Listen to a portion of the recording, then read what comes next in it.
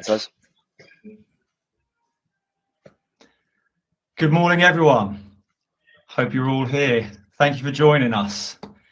This room here was full of children a few minutes ago, as no doubt many of us continue to work from home. 8:45 rather than 8:30 next time was the quote from my wife as she left for them with school, and they haven't quite left. I can hear them in the background, so apologies if you hear any noise. We have largely a new audience here today, with 70% for the first time and 30% returning. I'm Adrian Cormican, and please sit back and relax as Martyn and myself discuss the changes in the property leveraging market and to what extent it is now hitting the dizzy heights of 70% loan to GDV, something I've not seen in the mainstream since leaving banking in 2007 to become a broker. The last time we met on a webinar before this first of a 5-part series was when England and Scotland were clashing at the Euros. It's been a bit of a break. Well, we all know how that ended for both teams, so let's move on swiftly from that one. Some quick Hallcroft news. Some of you might have seen on LinkedIn that we asked a young man called James Daniels to do a little diary whilst he was on an internship with us for the month of August. He impressed us so much that we had to offer him a job. Now, under Martyn's tutelage, hopefully James will flourish. Unfortunately, Martyn's not with us today. He's in Ibiza, living up a little bit. So I hope he's tuned in from Ibiza early in the morning. If you need any contacts in the graduate market, please do let us know. We've had the privilege to help 3 grads get jobs over the past couple of years, which is obviously very rewarding. Now to today's events. Thank you all once again for joining us. There's a real spread across our industry, from architects, QSs, lawyers, our clients, and hopefully some potential clients. When I was looking at the list of attendees last night, I was also excited to see a timber merchant and a concrete company in there. Not our typical type of contacts, but we hope you learned something today and do say hi to us as we go through this presentation. As we prepare for today, Martyn and the team discussed the market at length, as we probably do on a weekly basis. Where the market is and who is lending is always the 2 key questions we get asked when we meet people. Well, of those 2 questions today, in this short, sharp webinar, we're going to give you that rundown on where the market is. So just before I hand over control to Martyn, a little housekeeping to make the event a little bit more immersive for you all watching today. You'll see in the top right-hand corner a single bubble, which is private chat. That will just go directly to me, and a icon with 2 bubbles, which is group chats. I'll be monitoring both throughout, and this will help to field the questions as best as appropriate. But rest assured, even if the webinar has ended and we haven't addressed your questions, the questions do go into my email inbox. And if you haven't got a question, you can just say hello. It lets us know you're awake and listening, and it's really appreciated. You'll also see a few icons at the bottom of your page in a few moments. One of those icons is for those of you that do not receive email communications from us and will write today through maybe social media. If you want to hear from us and be notified of future events, then please pop your details in there below. Also, our platform of choice is in the social media world is LinkedIn. If you're not following our company, you'll also have an option to do that down below, which would be greatly appreciated. We are truly hoping to start seeing some of you in person soon. I know we've all started venturing out again, and indeed some of you on today have played a little golf with us. However, until we get back to going about our business, we are going to continue these webinars.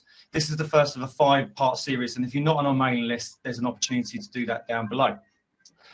I think that is all done for the housekeeping now. Just before I hand over, something a little bit more light-hearted. Don't deny you don't pick up Heat magazine and have a peek at the amazing world some people live in. I'll be honest, I watch the Kardashians because of their lovely homes. I seem to get away with saying that. So just before we kick off, who lives in a house like this? I'm assured you have got 3 options. We've got Ben Affleck, we've got John Travolta, and we've got Oprah Winfrey. And I'm just going to load the question now.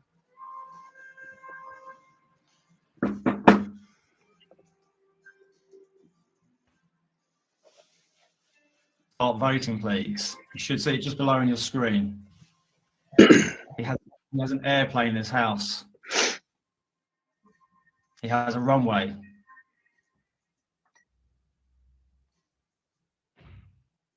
Looks like people know this one. Great, and time's up. Martyn, will you reveal who it is? There we go. Well done, everyone. That was obviously an easy one. Hopefully they get a little bit harder as we go. With that, I'll hand over to Martyn. Martyn. Good morning and welcome, and thanks for joining us for the Deal Clinic. I'm Martyn Pollock, and I'll be taking you through today's talk. I think Adrian got a little bit confused there. He said Martyn's in Ibiza. I wish I was in Ibiza, especially with London's rain today. But no, James is off enjoying himself.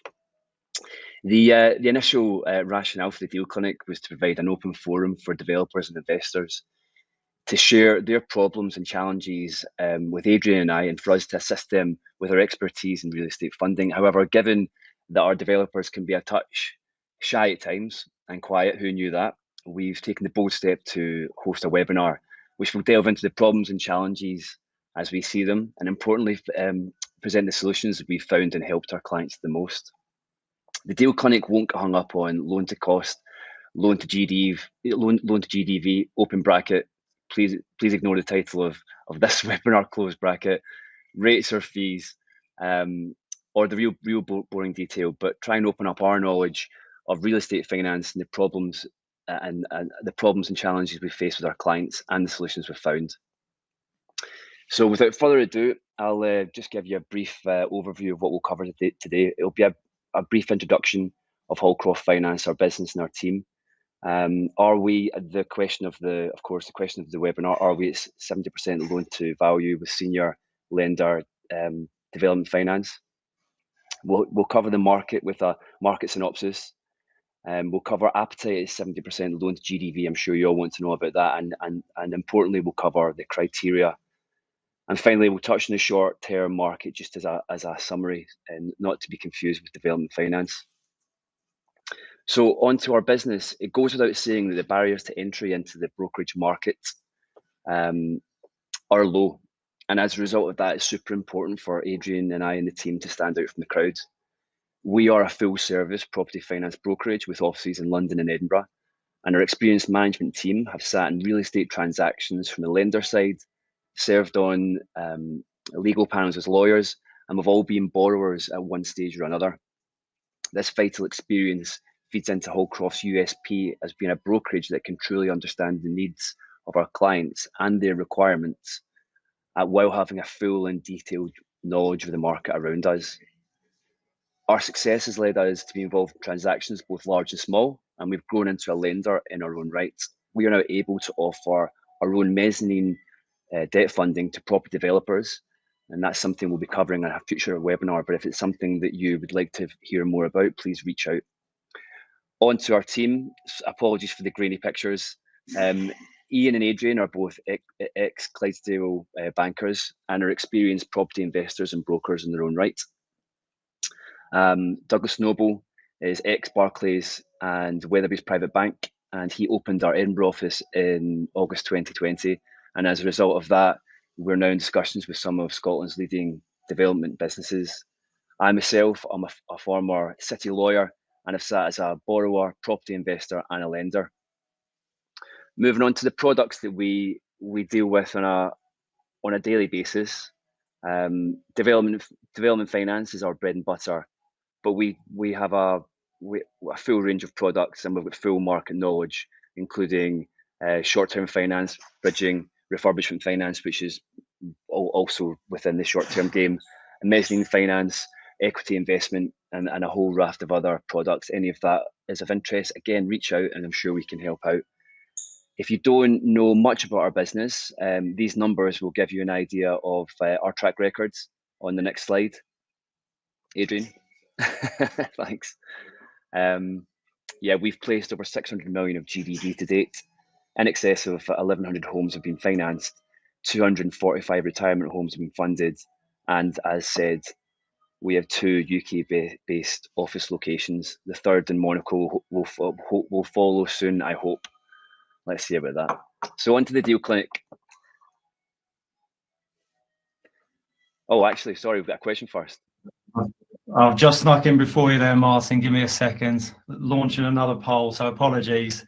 Just before we do start, again, who lives in a house like this? I'm not going to do the Lloyd Grossman impression, but let's see. This one, hopefully this one's a bit harder than the previous one. You should see that you can vote below. Is it Mel Gibson? Is it Sylvester Stallone? Or is it Al Pacino? A few more seconds on that one. A few last minute votes there. And the answer is Mel Gibson. Well done, the majority of you. Oh, there's a few votes that came in there afterwards, after I did the big reveal. Martyn, over to you on the development clinic. Where you go? Fine. Okay, thanks for that. So I'm going to try and cram all of this into the next 10 minutes. There'll be plenty of information, but I don't want to hold you up. And so the subject of today's deal clinic is senior debt development funding really at 70% loan to GDV? Well, the short answer is yes. So if you have to get off to work, switch off now and jump on your train. However, it's not quite as simple as that. And I need to add some flesh in the bones in order that you can truly understand the market opportunity as we see it. Historically, and before the 2008 global financial crisis, senior debt funding was typically at 60% loan to GDV. And the market principally was serviced by clearing banks, merchant banks, and a small number of underdeveloped specialist finance lenders. However, the liquidity crisis of 2008 to 2010 helped introduce and bring about the specialist finance market. And this market has brought in a raft of new challenger banks and real estate investment funds, and they have brought with them a surge in liquidity and competition to the table. An interesting case study is one of our biggest clients, which would be the merchant bank Close Brothers. Close Brothers were not a first choice development lender pre-2008. However, after the GFC, and mainly due to their strong balance sheet and ability to support their borrowers without putting them into default, they've kind of become a gold standard within the specialist finance market. The specialist finance market challenged the status quo after the GFC, and as such, they brought stretched senior development finance to the table. And from 2010, say, that offered 65% loan to GDV, up to 85% loan to cost, potentially 70% on day one towards the purchase of land or property for development. And that would have been costing the developer around 7 to 9% per annum. But the market has changed. And so what's gotten us to 70%? Well, I'd say there's, hang on, if we, sorry, that was my mistake. I'd say there's two main reasons. The first is political and government financial support related to the UK's housing crisis. The second is down to the biggest health crisis of a generation, and that's that little thing called coronavirus. So in terms of the housing crisis, it's widely acknowledged that we have a housing crisis in the UK, and that government figures suggest that the housing shortage, we have a housing shortage of something like 1.2 million homes, and should be building at least 300,000 homes a year to solve this problem. However, it turns out that we're only actually building about 50% of that target, and that's a problem. Boris Johnson's solution to this crisis is government funding, and there's been a huge amount of government support pouring into the specialist finance market. This funding has supported challenger banks in particular to lend up to 70%. The second factor driving up the leverage to 70% in the market is the coronavirus. And during the pandemic, challenger banks and real estate investment funds could not transact. And there was a sudden stop to real estate funding. As a result of that, a large excess of liquidity in the market, which has not been lent on development schemes during our various lockdowns. As a direct result of that, banks and funds have come back to the table and are competing for market share. And since their cost of funds have not changed, in real terms, the only thing they can compete on is their loan to value, their gearing, and their leverage. I've prepared a table on the next slide, which gives you an idea of the market as we see it. It's a very general synopsis of the market, and I'll make no apologies for the broad brushstrokes, but it gives you a good idea of where the market is currently. And what's interesting, first and foremost, is that your banks would typically have been 55% loan to value on the top, on the very top line. At 55% loan to GDV, banks would have been trading their debt 55 up to 65, and now they're pushing up to 70%, which has actually now meant that 75% loan to GDV is an option, which actually never came to the table before. The subject of this conversation is senior debt, and at 75%, that is actually equity risk. What's also interesting is if you look at 55%, top column there, 55 to 75% of GDV. If you then look at the next row down, you can see what that means, how that relates to your loan to cost. And the row below that gives you an idea of the equity requirement relative to the size of the debt. It's quite interesting to look at what 70% loan to GDV looks like on an equity basis compared to, for example, 60%. There's a massive difference between a developer bringing 10% to the table or 25%. And I won't go on too much on this slide because there's a lot of detail, but I give you an idea of cost along the bottom, ranging in interest rates are ranging from all in 5% all the way up to 10% per annum with a profit share. Move on to the next slide. That's Adrian's question. Excellent, Martyn. This one's my favourite one. This one I hope will catch people out because I've never seen this one before when flicking through Heat and Hello. But this is apparently the Eye of Cleopatra. It's in Turkey. It's an eco home, and you can on the right hand side there you can see it's a bird's eye view, which clearly caught my eye. And then on the left hand side you can see it from the side. So let's see if people are still with us, Martyn. Is it A, Mariah Carey, B, Jennifer Lopez, or C, Naomi Campbell? Get voting. I've just launched a little bit lower on your screen. Someone knows already.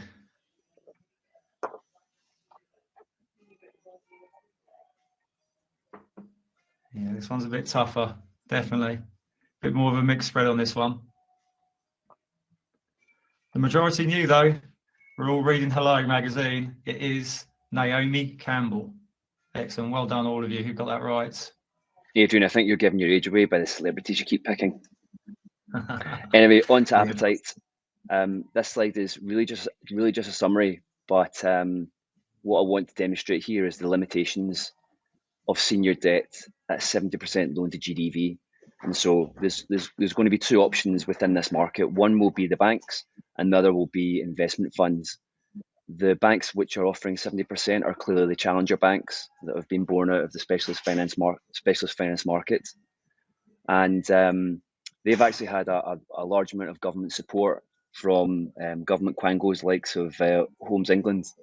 And that government support helping them and assisting them to get their senior debt to 70% is very restrictive in that it's aimed at, some would say, affordable housing, the housing model of up to £400 per square foot, family units, more economical housing concepts, and regional development. We're seeing less appetite for this 70% down in the southeast, and it's much more targeted in the regions. And I think that just correlates directly to the housing crisis they're trying to solve with this capital injection from the government. And then onto the investment funds. Well, look, these real estate investment funds are opportunity focused, and so I'll touch on criteria on the next slide. But if you're bringing, if you're a developer with expertise in delivering a certain product to the market, and you can demonstrate that you can buy well, build well, and sell well, or buy well, build well, and retain, and build and hold, well, then that's going to be an opportunity for those investment funds to back you, and I'm sure you can get the 70%. The criteria slide is really important, and it's something we talk about on a daily basis. And each one of those 4 points is fundamental to the equity raise or the debt raise. And within each one of them, there can be some variation But if you were limited in all four of these, it'd be very difficult to get development funding full stop. And if you're limited in any one of these, it's probably going to be quite difficult to get 70%. But if you are limited in one of them, you can probably get somewhere in between. And so your scheme needs to have a profitability of at least 25% profit on cost pre-finance, which probably translates to 20% profit on cost post-finance. You have to have the ability to demonstrate a strong track record relative to the opportunity you're looking to fund, i.e. if you've got experience in building 5 units or you've got experience in doing heavy refurbishment of office buildings into 35 units and you want to go and build 65 new build units, well, there might be a little bit of a question mark there unless you can mitigate that risk somehow. And obviously the principal CV wants to demonstrate that they can buy well, build well and sell well, something we talk about a lot. And then obviously the ability to be able to stand behind the facility and offer a personal guarantee of around about 20% of the debt quantum. On to the next slide. Just wanted to touch just briefly onto the short-term market and the refurbishment market, because it does sit completely separate to the development market. The risk associated with both bridge finance and refurbishment is entirely different to development finance, in that with development finance, often you're taking an asset, you'll destroy that asset and then improve that asset. So you might have a building, you might demolish that building and then create a number of units on that bit of land. There will be a period within that development facility where there's a large amount of risk associated. So it's a very different conversation. But in terms of the market, bridging is up to 75% loan to value on a net basis right now, and that will cost you around about 8%. And then in terms of refurbishment, including heavy refurbishment as a lower risk profile to development, it's been at 70% for some time. You can actually get a little bit more than 70%. If the deal is right. And again, the cost of that is something similar to bridge finance at 8%. And I'll finish on a testimonial. I think next slide is, just a testimonial from one of our recent clients. And we'll open the floor to any questions if you have them. Well done, Martyn. Yeah, thank you very much. We've been told off in the past for not leaving enough time for Q&As. So I've fielded a few of the questions. I've collected them down here on my pad, and we'll just discuss a couple of them. If you need to go about your day, it's been really nice having you. Thank you very much for saying hello. If you need any of the slides, if you need any of the documents, please just let us know. Drop either one of the two of us an email, and we'll fire those across to you. Martyn, just from a couple of the questions that are there in the private box, 70% has always been available, but is that right to assume that it's just been in different forms? My take on that would be that that's correct. 70% has always been available. It's more that it's just that more mainstream lenders are now coming into that market, whereas previously it was funds. It was a mixture of senior and mezz, which we're well versed in as well. But now we're seeing others come into that market. Would you say that's fair to say? Yeah, absolutely. I mean, maybe a typo we made in the title of this was we should have added the senior debt development finance now at 70%, because you can clearly take a senior debt provider at 60% of GDV or 75% of cost, and then pull in some mezzanine finance, and you can pull that mezzanine lender all the way up as far as you can in the capital stack, or as far as you're there comfortable with. But in terms of senior debt, realistically over the past 5 years, no one's really been dealing at 70% loan to GDV within the challenger bank market. And within the investment fund market, yeah, they might have been at 70%, but the person they're at 70% with would probably have been an existing client or an existing borrower they've had on their books for some time. They've built up a track record with that funder. That funder's got confident with them, and then had the ability to support that borrower, and because they've got confidence with them. What we're talking about now is an initial introduction into a challenger bank or an investment fund, and that investment fund supporting them at 70%. That's something that's new into the market. Yeah, great. I've got another question here as well. What stops you getting 70%? So rather than how can I get 70%, what stops you getting 70%? I would say go back to that criteria slide, was probably the best way. And I think as developers, this is one thing that we have with existing clients and potential clients. Don't kid yourself. Don't pretend that you're going to get these, that you're going to buy well, sell well, and build well, and do it all on a shoestring budget, whilst taking the highest gearing that you can, because we can all fool people, but you're only fooling yourself at the back end of it. That sounds a bit harsh, but we've seen it happen many times, and I've been involved in schemes where we have kidded ourselves a little bit, I'm sure, where we believe the GDV is going to be one thing, but really, is it going to be? No one's got a crystal ball, but I think that criteria should sum up really well. If you can stress test, I think market liquidity comes into it as well. So if you look at what the previous side as well, these banks are looking at housing models up to £400 per square foot. You know, they want to be backing guys that can buy an opportunity, build it well, build it quickly, and sell it really quickly, so they're not locked in. And if it's not, so if you're producing 2 homes in Ealing and there's a GDV of 4 million and each one of those houses is 2 million, that's not what this is looking at, and that's not going to sell quickly, and it's not really, you can't really look at that as a massively liquid opportunity. So liquidity comes into it as well, just like criteria, as Adrian's saying. Yeah. So we're going to do this one as the last one. We just had a late one come in here from Dennis. Hi all, what are lenders' attitudes to current bill costs increases? I think, Martyn, if you answer the lenders one, but I'll just straight off the bat, Dennis, I'll give you my thoughts on this. I had a scheme come in the other day. It was in Buckinghamshire. And for the first time, instinctively, I put £200 per square foot into the appraisal.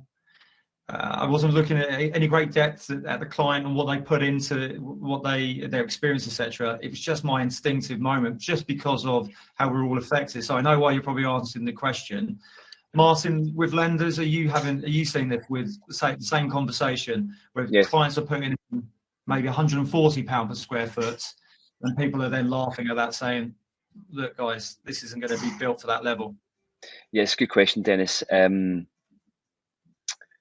What I would say is I wouldn't go as far as to say that. So on recent developments, we've been looking at even quite a luxurious development of 4 houses around a lake in Horsham. The pound per square foot on that, I think, was something like £170 per square foot. We're definitely seeing a change in the market, and we're definitely seeing a challenge to our clients where they are struggling to get a hold of build costs at times, and it's a problem for lenders because they're in development facilities already, and contingencies are having to get used to make up for these increased build costs. I think at the moment the bottom line is no one really knows where the level is right now, but there's a bit of concern. So what we've seen from senior lenders is asking the project monitoring surveyor to either increase the contingency or do much more diligence on the contractor to get to a bottom line and get the facility to be as accurate as possible. Because I mean, in pretty much most of the development facilities that we arrange, we'll be covering 100% of the development costs, and we'll be providing a land loan as well. So making sure that 100% of the build cost is in the budget is essential to these facilities. And so a lot of responsibility lies on the project monitoring surveyor to be able to understand the build costs accurately and then make sure that's included within the development facility. Martyn, we've hit the nose on 30 minutes there. I think what we were conscious of our last few webinars is just running over time. People are going to go about their day. Thank you very much for all the kind presentation, the comments in the comments box. Thank you for joining us all. We wish you all a good day.